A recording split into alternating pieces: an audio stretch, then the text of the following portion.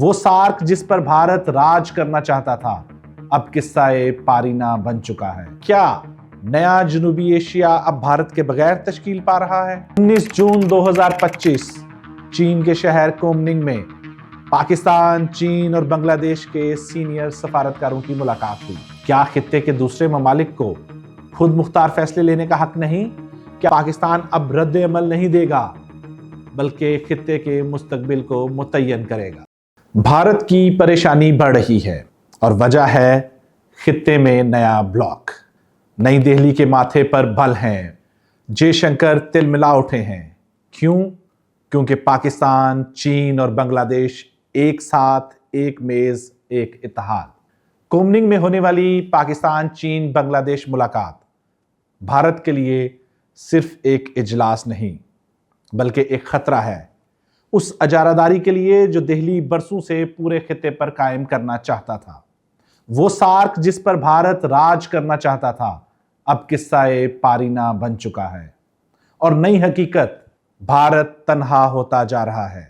جس خطے پر بھارت اپنی اجارہ داری چاہتا تھا آج وہی خطہ بھارت کے بغیر آگے بڑھ رہا ہے۔ سوال یہ ہے کہ کیا نیا جنوبی ایشیا اب بھارت کے بغیر تشکیل پا رہا ہے؟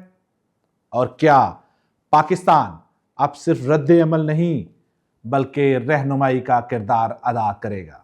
پاکستان، چین اور بنگلہ دیش کی حالیہ سیفری کی ملاقات نے جنوبی ایشیا میں ایک نئی جغرافیائی حقیقت کی بنیاد رکھ دی ہے۔ بھارت جس خطے پر دہائیوں سے اجارہ داری قائم کرنے کی کوشش کرتا رہا اب اسی خطے میں تنہا ہوتا جا رہا ہے۔ 19 جون 2025 چین کے شہر کومنگ میں پاکستان، چین اور بنگلہ دیش کے سینئر سفارتکاروں کی ملاقات ہوئی۔ ایجنڈا تھا تجارت، سمندری سلامتی، ماحولیاتی تحفظ، صحت اور ڈیجیٹل تعاون۔ یہ ملاقات اس وقت ہوئی جب سارک جیسی علاقائی تنظیم بھارت کی ہٹ درمی کی وجہ سے بے جان ہو چکی ہے۔ 2016 سے کوئی سربراہی اجلاس نہیں ہوا، کوئی بریک تھرو نہیں اور خطہ ایک مشترکہ پلیٹ فارم سے محروم۔ اب جب خطے کے ممالک خود سے نئے اتحاد بنا رہے ہیں تو بھارت کو تشویش ہو رہی ہے۔ بھارت کی بخلاہٹ تو بنتی ہے۔ بھارتی وزارت خارجہ کے ترجمان رنیندر جیسوال کا بیان قابل غور ہے۔ ہم ارد گرد کی ہر پیش رفت پر نظر رکھتے ہیں جو ہماری سیکیورٹی اور مفادات پر اثر ڈالتی ہے۔ سوال یہ ہے، کیا خطے کے دوسرے ممالک کو خود مختار فیصلے لینے کا حق نہیں؟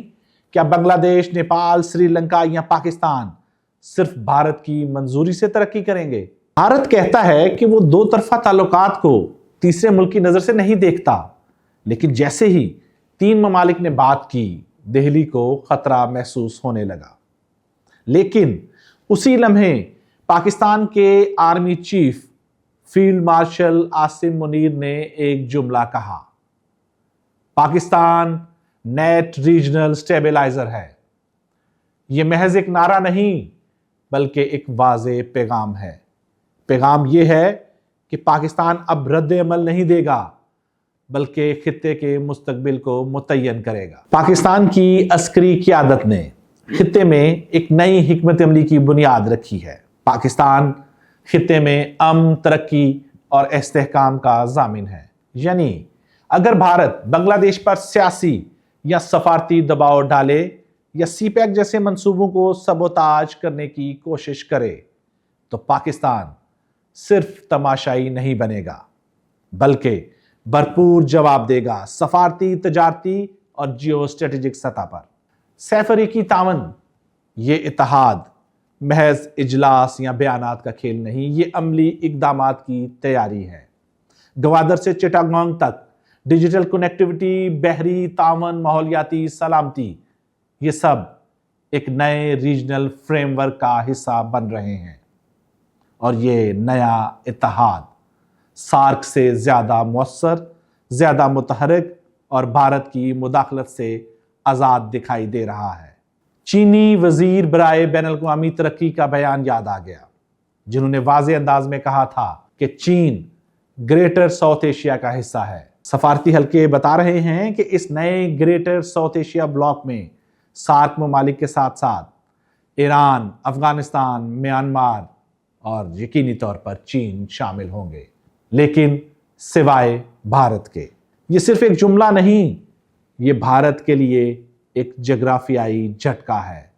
यानी नई सफबंदी हो चुकी है, खित्ता एक जानिब और भारत दूसरी जानिब। मोदी सरकार जो एक दिहाई तक दुनिया भर में पाकिस्तान को तनहा करने की कोशिश करती रही, आज खुद इत्तेहादियों से बाहर होती दिखाई दे रही है।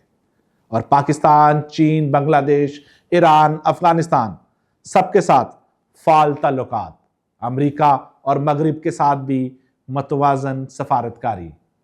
पाकिस्तान न सिर्फ खित्ते का हिस्सा है बल्कि एक मरकजी किरदार अदा कर रहा है। कहानी का पहिया मुकम्मल घूम चुका है। खित्ता करवट ले रहा है। जहां कभी भारत महवर था, आज उसकी जगह नए इत्तेहाद, नई तरजीहात और नई क़यादत ले रही है।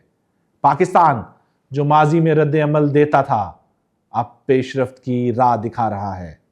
सफारतकारी, मईशत और इलाकाई इस्तेहकाम में पाकिस्तान एक फाल खिलाड़ी बनकर उभर रहा है और भारत अपनी ही पॉलिसियों के बोझ तले तन्हाई का शिकार।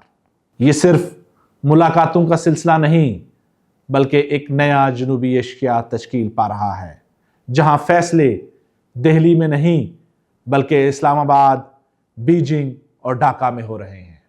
मैं हूं अली फुरकान, ये था द पिवट। मिलते हैं अगली एपिसोड में एक और जाविये, एक और कहानी के साथ।